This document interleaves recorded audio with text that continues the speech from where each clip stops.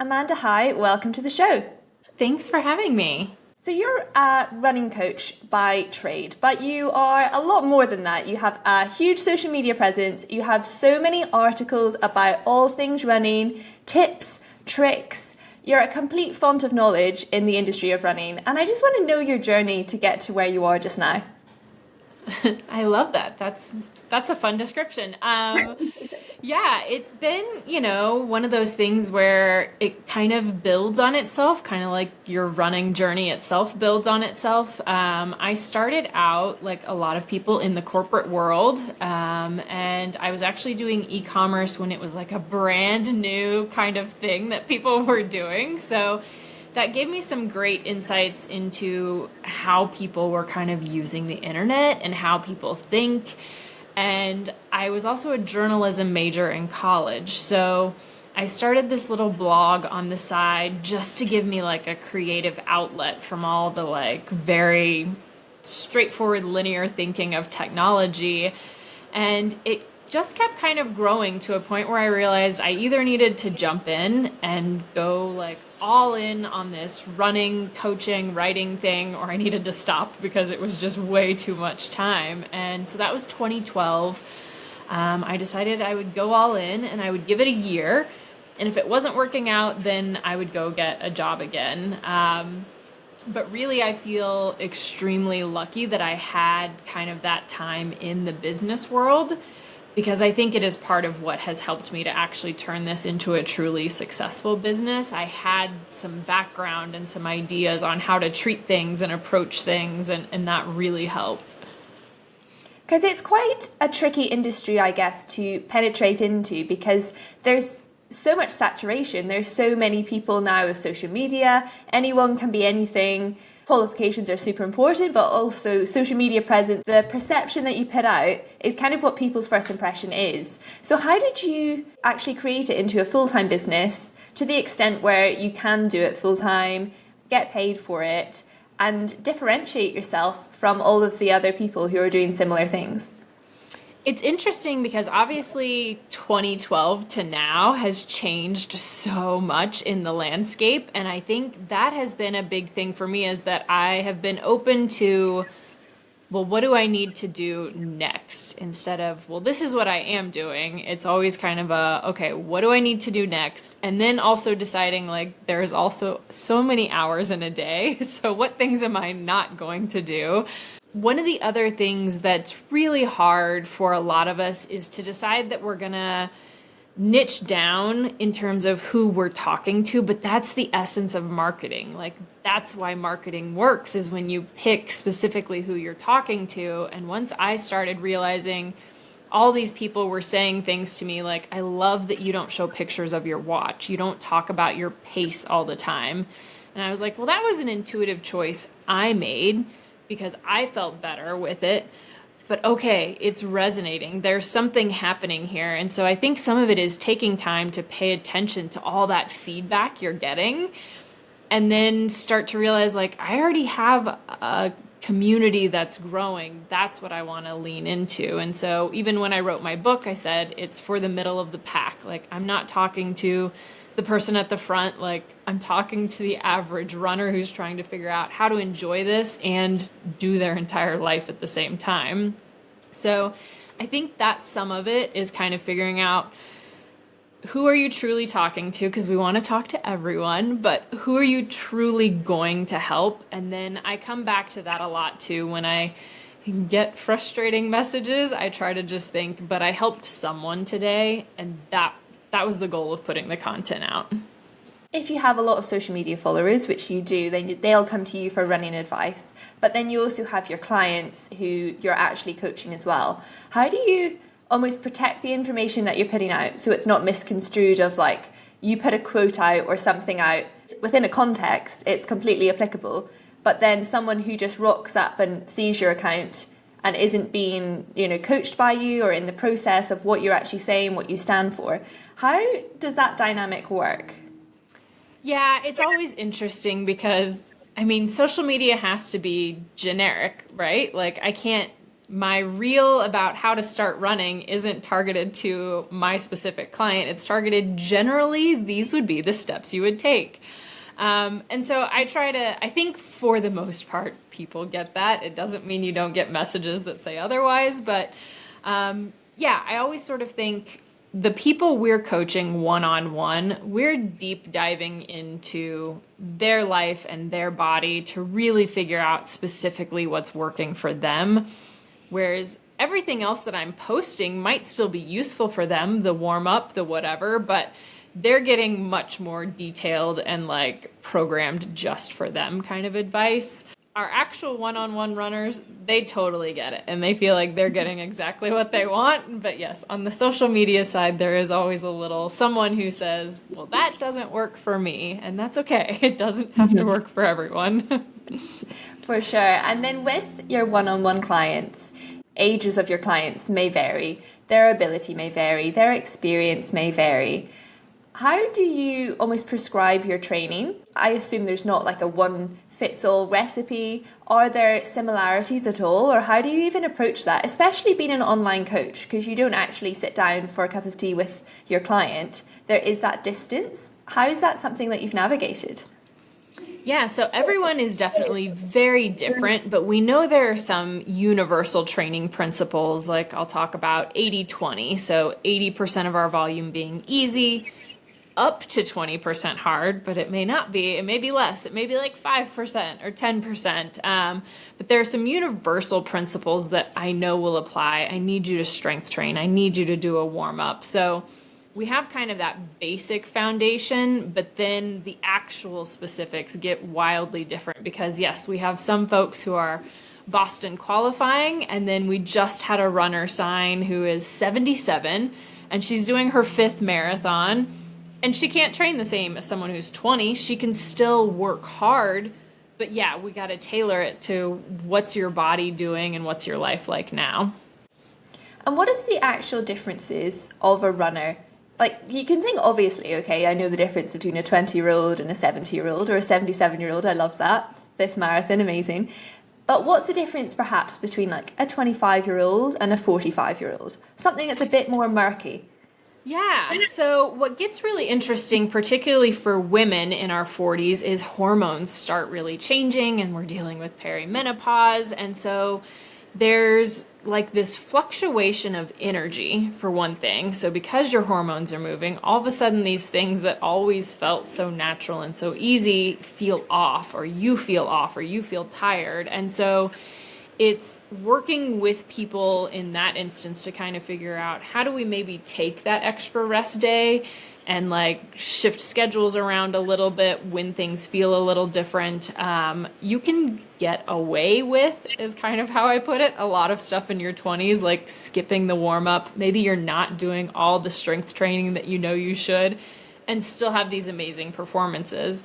But by our 40s, we know that we started losing muscle mass at age 30 if we weren't doing anything about it. And so we absolutely, like, your strength training now becomes even more important in some ways than getting your runs in. So I may have you run less to make sure we have time to get in the strength training. It also changes our fueling just a little bit. That post-run recovery in our 40s is even more important. So we just have to figure out, how are you going to get in that fuel once you've finished?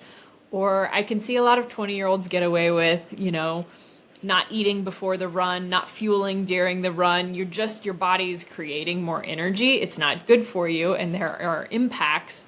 But at 40, you notice that almost immediately. So it's almost like all the things maybe you kind of knew you should be doing, now you actually just have to do them.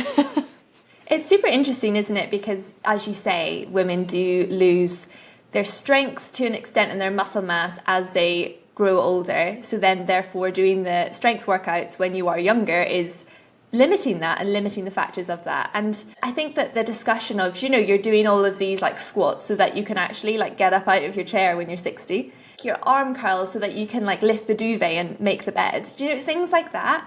It puts it into perspective, isn't it? It's not just so you have toned arms and you can go to the beach and look amazing. It's all of these other bits as well. that I think people are talking about more, like the effect of it. It's not just for aesthetics, because I guess when social media boomed, suddenly everyone was like, oh my goodness, aesthetics. This is, everyone needs to look amazing the entire time. But it's an interesting phenomenon that perhaps it is actually for your longevity of your bones, your body. Like bone density is another massive thing that I don't actually think that many people really know about. Yeah, I love that longevity has become like a discussion lately. And I'm sure it's because we have this baby boomer aging population. And even myself, women in our 40s are much more active than in previous generations because we're realizing it's fine and we can, and we're getting older doesn't mean we have to stop. And yeah, in the past, we didn't talk about strength training as part of bone density, but it's a big piece of it. You know, folks kind of thought, well, running's high intensity, that'll do it, but it's a different stimulus. So I love that that is becoming like a big topic of conversation. I think it's also kind of freeing in some ways for people to be thinking about, I'm choosing to do these things to feel good rather than to look a certain way, because that's like a kind of pressure versus oh, I'm excited about this for the rewards of just doing it. And I want to ask you about what the actual effects on exercise and movement that menopause has on women. It's an interesting thing. There's a couple things that happen. One is we know that as estrogen drops, it makes it even harder to maintain muscle. So if we can do certain things like heavy lifting, that actually sort of helps prime the body when we're missing that estrogen to tell it, nope, I actually do want to put on some muscle. Or even still doing some hard workouts. So a lot of times as we get older, we get nervous and take away plyometrics and things like that. But we do actually still want to have those in there, because one of the other things that happens is we are more carb sensitive, just meaning that like when you're younger, your body takes a carb and just burns it like immediately. It's fuel. That's amazing. But as we get older, and often because we've lost some muscle, the body doesn't always use it as quickly, but when we're doing those harder workouts, doing the lifting, it keeps right on putting it back into your muscles for fuel the way we want it to. It kind of blows my mind because I guess the first introduction I had to all of this topic was Dr. Stacey Sims, who talks a lot about the importance of maintaining strong bone density and also lifting weights, not just for like the aesthetics is the first thing, but then also, you know, in your 20s and your 30s, and then stopping when you're 40 or 50 or even 60. But she's like, no, it's important. And, you know, lift significant weights as well, not just like teeny tiny ones. And I think that it's amazing that women aren't limited to not doing all of these things when they get older, perhaps as we've all kind of perceived it, but we're still strong, we're still fit, we're still able to do that, and we can preserve a lot of our fitness as well as we get older. Yeah, I can't recommend her books enough. Roar and Next Level are both so good, and she is really helping us to push this forefront of trying to look more at women in sports and athletics, because most studies that are out there are just on men, and so it doesn't always apply because of hormones changing. So I love that she has really pushed it. And yeah, I think the other thing that's really exciting is sort of to realize if you've been active and you stay active, your rate of decline is much slower. So just because you will eventually get slower as a runner as you age, it's way less than we kind of anticipate. It's not like, oh, you turned 45 and suddenly your body is like, well, no more running for you. If you've been active or you've been lifting, like you can keep right on going, and it's still possible to even see some PRs and things like that.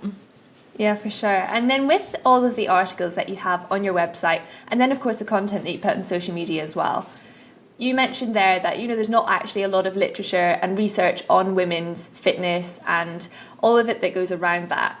So where do you find the most information from? Is it from your own experience, or is it from research that you've seen, or how do you source that? Yeah, so Google Scholar is a great place to find. So I'm always looking for what studies are out there. Is there anything new? Has anything been released? I have an email that comes into me every week from PubMed, which will kind of highlight anything new in running that's come out. So I can just see if there's anything like I need to know about. And I read a ton. Basically, if any running coach anywhere puts out a book, I'm probably going to read it because I want to see like, what are you doing? What's working with your athletes? I don't agree with everything, and that's okay. There's a lot of different ways to train, but oftentimes it will make me look at something different or question things a little, and I think that's valuable. And what do you think the biggest running misconception is? I mean, the big one that's always out there is that it's bad for your knees, and there are enough studies on that to prove it's absolutely not true.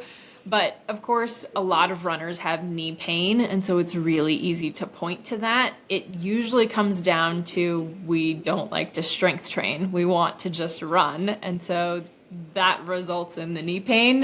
So I feel like it's getting better as more newer runners are starting out by both running and lifting. That was just, when I started running in 2002, no one was talking about lifting. It was just how many miles can you put in?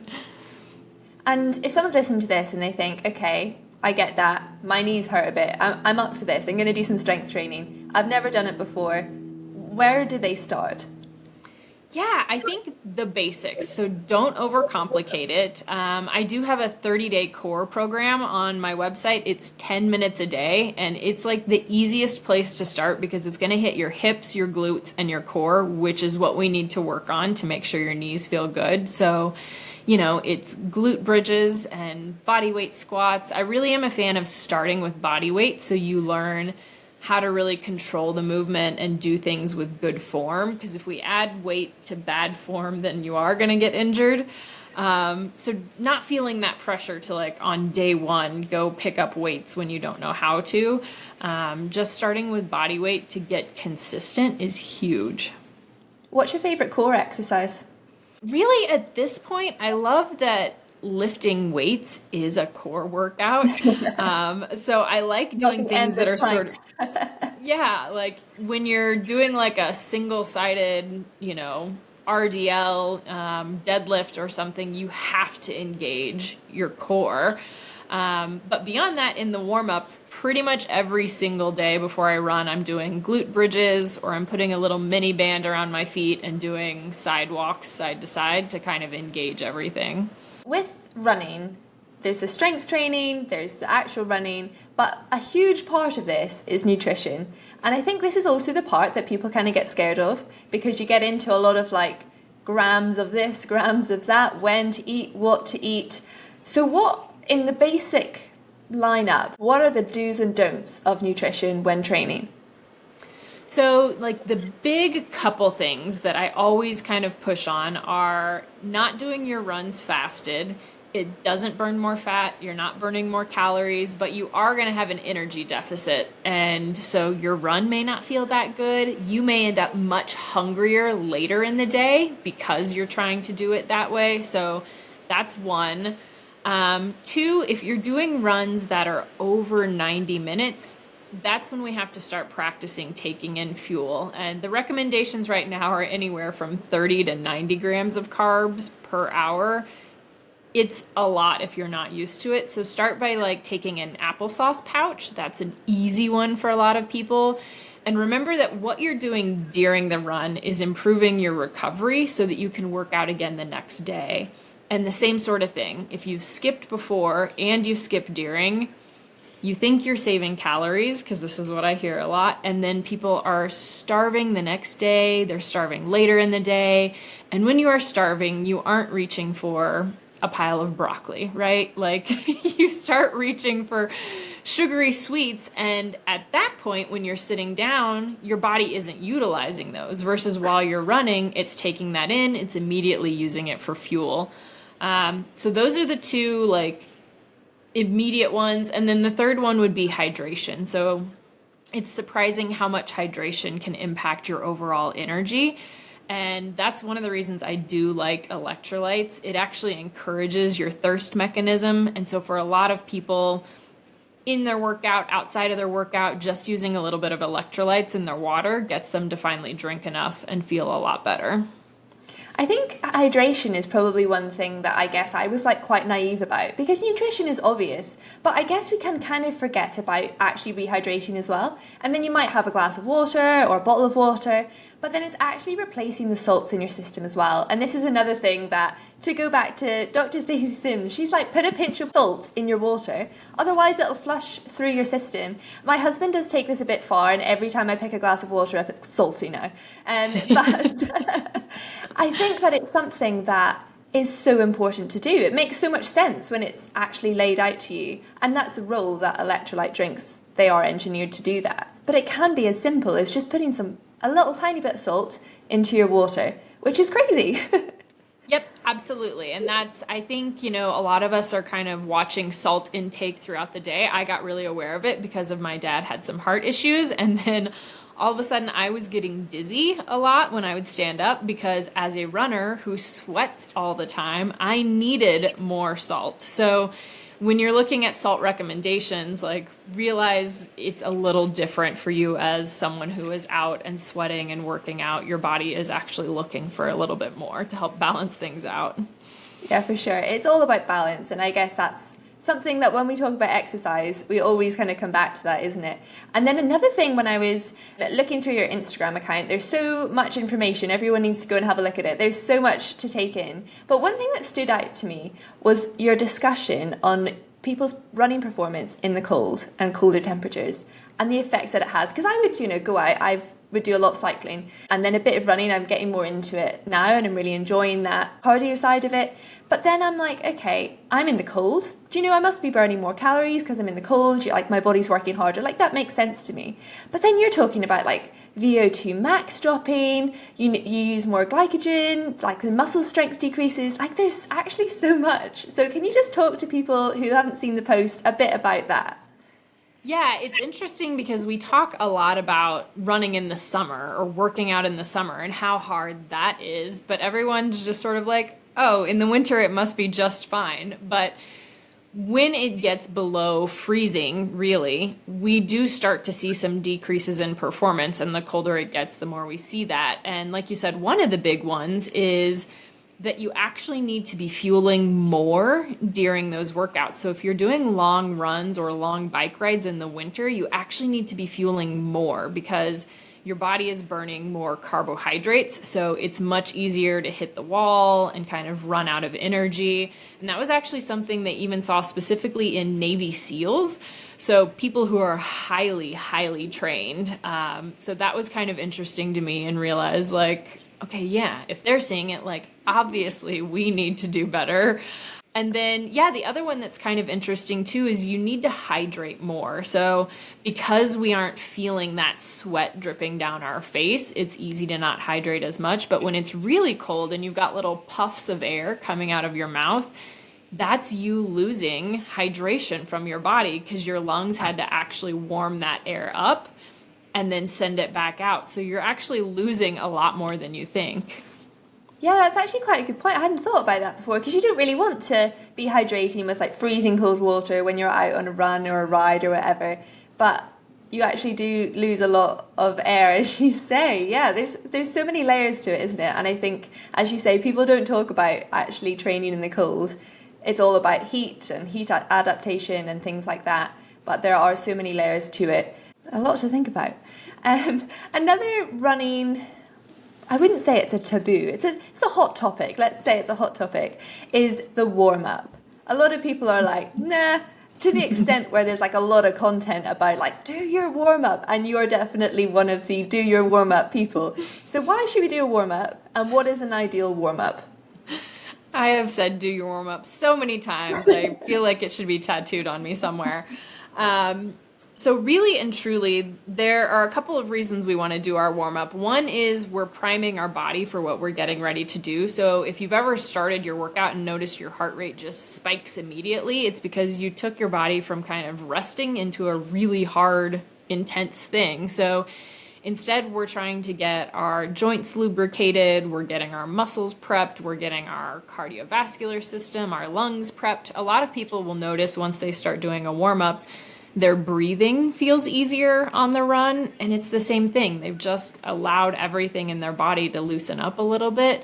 It does prevent like strains and some overuse and things like that. For me, the warm up is a time to also sneak in some of those little movements that prevent injuries. Like I mentioned, the glute bridges, the mini bands. Those are things that we all are like, I should do. But if it just becomes part of that little routine, then all of a sudden you've done it 4 days or 5 days instead of one, and it makes a big, big difference. So the warm up can be 5 to 10 minutes, kind of make it what you've got time for. Start out with, like I said, do some, leg swings forward and back, side to side, do some reverse lunges, do some side lunges. I'm a big fan of lunging in every direction. That's fantastic for preventing IT band issues, which is so common. And it's a great little warm up. You're activating your glutes, you're getting your heart rate up, you're moving around. I mean, you can keep it that simple and then even just walk for 5 minutes. So get in like a nice little power walk and then transition into your run, and things tend to feel so much better. Anyone who I can finally convince to do a warm up always tells me they feel better. Why do you think people don't like doing it? I think it's a time issue. The idea that they need another 10 minutes when they're feeling sort of crunched to even get their run in. And so I do understand that.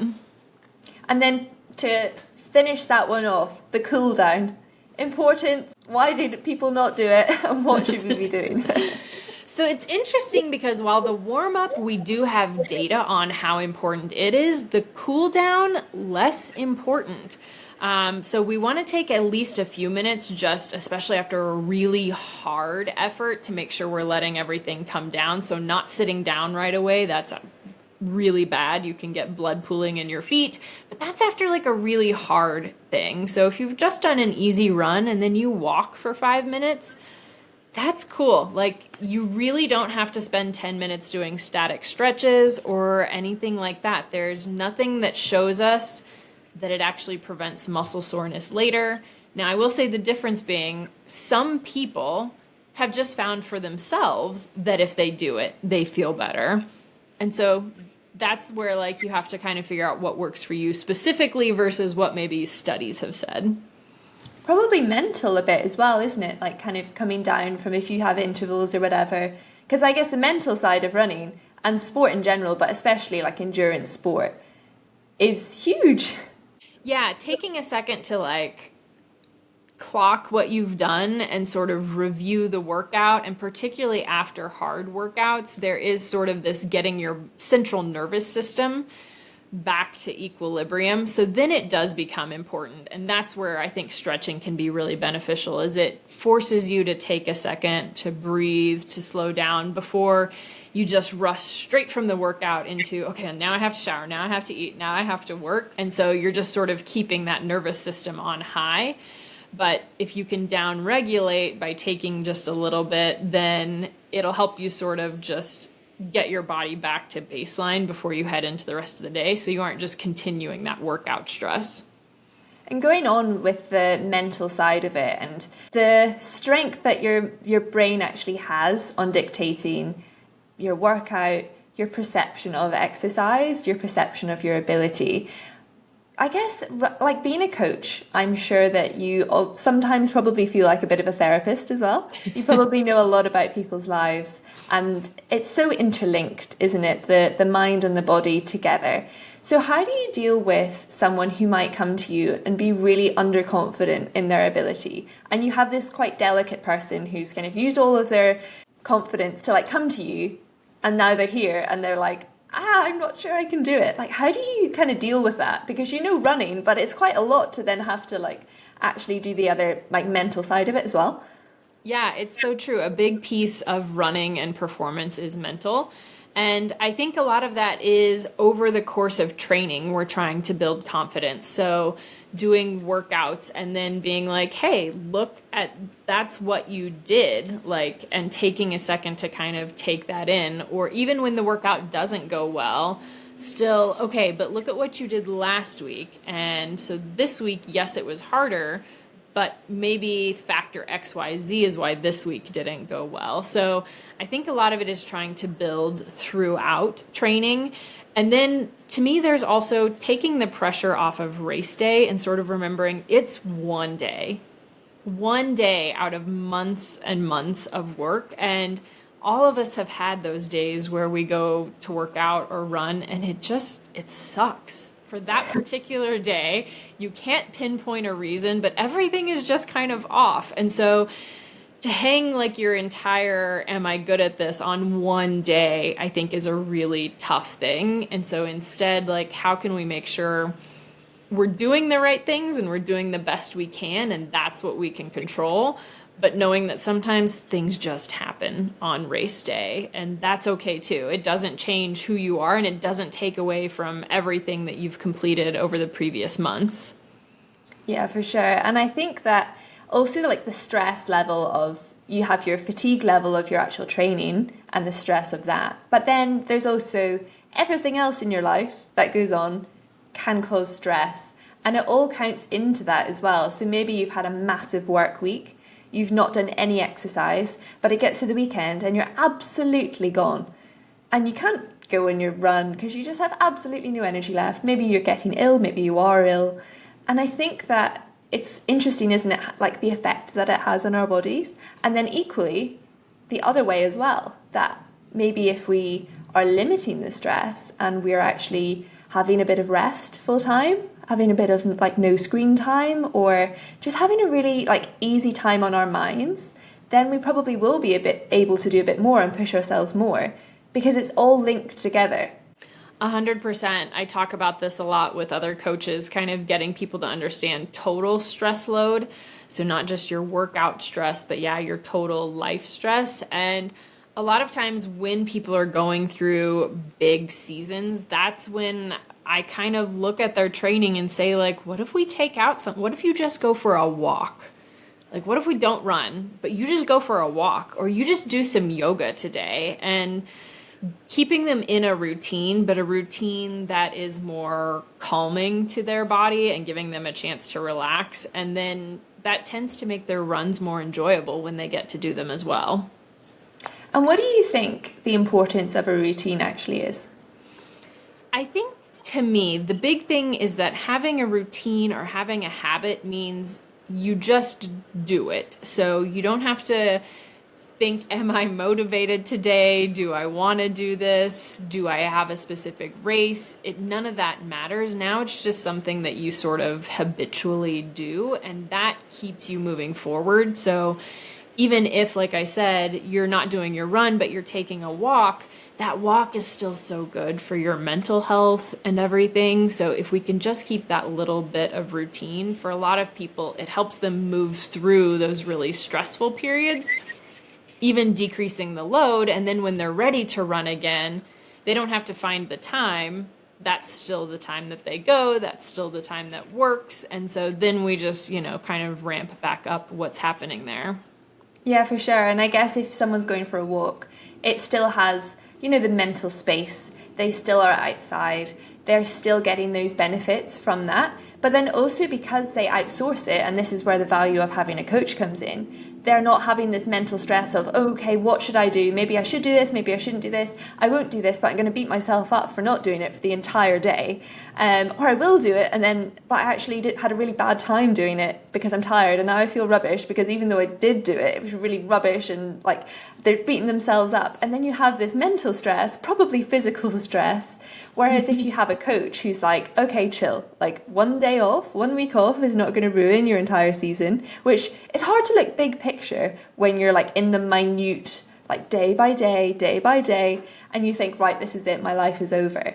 But it is all linked up, and that is where the value of someone who's actually trained to do the big picture thinking comes in.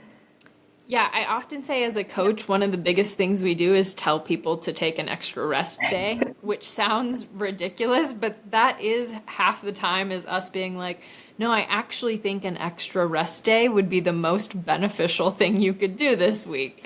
So yeah, having that person who is able, because we're separated from the emotion that you're feeling in that day, we're separated from that. So we can take the bigger picture and say, this is what's going to work out best long term, or be able to chat with you, even say like, is right now the best time to be marathon training? Like, is this job stress actually going to get better in a week, or is this going to be the level that it's at? And so maybe like, do we want to just shift a little so that you don't feel this overwhelming pressure? Yeah, for sure. The big picture is so important with that. And then you're a runner as well in your spare time is where your passion started.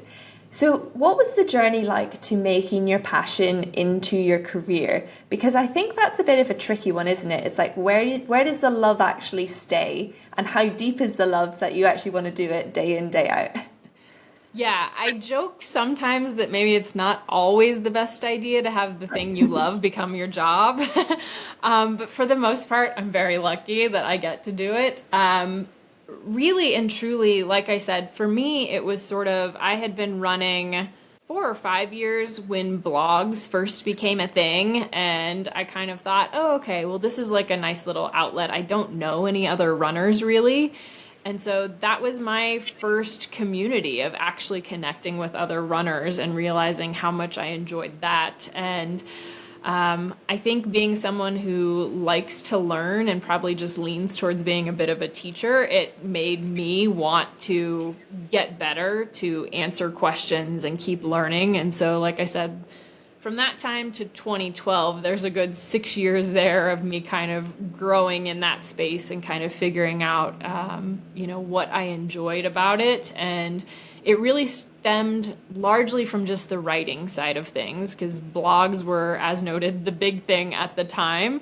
And then just kept kind of growing from there, like I said, because I did find that I enjoyed being able to help other people find the joy of running. So not just find PRs, but actually find like, oh, I can do this. I don't have to be a certain pace or look a certain way. I can do this, and I can enjoy the challenge of it for myself. And what does your average week look like in incorporating your own running, your own training, and then therefore your sanity within that and your downtime into your weekly schedule on average? Yeah, so I am a very, very routine person. So probably for a good decade, it's looked the same. I run Tuesday, Wednesday, Thursday, and then Saturday and Sunday. And so usually in there, Saturday is like my longer run. Sunday, hopefully I'm on the trails, minus right now when it's just muddy and snowy. And then like Wednesdays are usually a speed workout, and then I'll throw 2 to 3 days of lifting in there too. So whether I'm marathon training or 10K training or not focused on any races, I tend to run about the same amount. The only thing that'll change is kind of the distance of that long run. And with your routine, which works super well when it's working, how do you deal with like, okay, I have to be away at like a wedding all weekend, or I have something on like, or I'm not feeling well. I guess if you're ill, you're ill. But if something comes up, how do you deal with that? Or are you fine? I'm pretty good when it comes to travel because I get really excited to run somewhere new. So I just sort of look at like, where in that time frame can I fit in a run while I'm there because I'm somewhere new. But I will adjust things around, and maybe it means that there's an extra rest day or something like that. But I'll kind of look at my week and decide what are the most important things that I need to get done. And it might be the long run and the speed work, or I might just be like, no, this week I can just run whatever feels good. And then kind of plan things around that. And what are your thoughts on running like day to day? So you do Tuesday, Wednesday, Thursday, and then the weekend. Running back to back days, or should people like take a day off in between? It really depends. Like I said, I've been running 20 years. My body is so used to this mileage, and I do the things in between to help support it. So that works for me. But I have other newer athletes who very much way back when I started, I wasn't running back to back days. I was running every other day, only 3 days a week, and kind of building up, because you do have to give the body time to adapt. It's not just like your cardiovascular system, it's your joints, it's your ligaments, your tendons. Everything is adapting to this new intensity and this new pressure that you're putting on it. So you have to give that time. A lot of folks will tell me even when they've been running a long time, they feel best on every other day, and that's perfect. Others will say they're injury prone, and I often will find they are not doing any strength training, and so that might be the cause of being injury prone. So yeah, it's kind of, you've got to build over time to see what's going to feel good and work best. And it also makes a difference once you learn how to run easy. So it's hard to run back-to-back days if you're always running too hard. It's funny, isn't it? It's like probably one of the most difficult things for people who are training to do is actually run easy. It's shockingly hard, which I posted about this the other day. I really and truly think some of it comes from when we start running, it is so hard. It's this totally new stimulus. It's hard. And then as it should feel easier, we now have an impression of what running is supposed to feel like. And so we keep chasing that same it feels hard effort level to tell ourselves that we're doing enough instead of allowing it to become easier. Yeah, I guess also people are like looking at their pace and they think, but I can do a 10K in this time. I don't want to be doing it slowly and then feel like, oh my goodness, I'm so slow. I've lost everything because I took that rest day. It kind of goes against what people think of like improvement, go, go, go. But it's so important, as you say. Yeah, I think one of the big things I try to get people to do is to realize I don't really care if your easy day pace improves. That's not really the pace that we're worried about. Like if you're training for a race, how are your speed workouts going? Like the things where we're actually testing your new goal paces, how are those things going? I don't really care what your easy pace is as long as it truly feels easy enough, and it should be a range. It should change because you change day to day, how much sleep you had, whether you were able to fuel or you had a really hard workout this week. So that's an interesting one though, mentally, like you said, to really sort of wrap your head around. Going back to the mental side, it honestly just dictates everything, doesn't it? But do you take an off season as such as professional athletes tend to? Do you take just time off for a week or two throughout the year? I don't really, unless I have done a big marathon or a big race, and then I'm going to take a couple weeks off a lot of times, but I don't race a ton, and that is probably partially why I don't race a ton. I really like my routine. And I enjoy my runs so much. So to have a couple weeks of not running makes me a little stir crazy. But because I am doing this more to me as my life and my lifestyle, I don't always feel like, oh, I'm burnt out and I need time off. And so I think I appreciate that I train in such a way that I don't like get myself to those burnout points or anything. Exactly, because you do your easy runs. That's right. I feel attacked. Amazing. Well, if someone wants to follow you online and see your website, learn about your coaching, but also follow you online on Instagram with all of the amazing content that you put out, where should they go? Sure. Runtothefinish.com is the website. I am Run to the Finish on pretty much every platform from Instagram to YouTube to Pinterest, Facebook, pretty much everywhere. So easy to find. Incredible. I'll link those below, and everyone should have a look at that, because I think there's so much information about women like as they age that we just need to talk about. Because we're all going to age. We're all going to get to the point where we're 70 and we might still want to be active. And I guess putting the work in now and the building blocks in now of strength training, actually like listening to our bodies and controlling our mind in terms of putting the mental strength into good things and not just beating ourselves up when we actually just need a day off is something that's so important. And I think having the conversation going makes it a bit more normalized and we feel a bit less alien in that. Agreed. And it's really, really exciting to me just to see that more of us are wanting to keep going and enjoying and testing out what we can do regardless of age. Exactly. Well, thank you so much for coming on today, Amanda. I've really enjoyed our conversation and thank you for your time. Absolutely. Thanks for having me.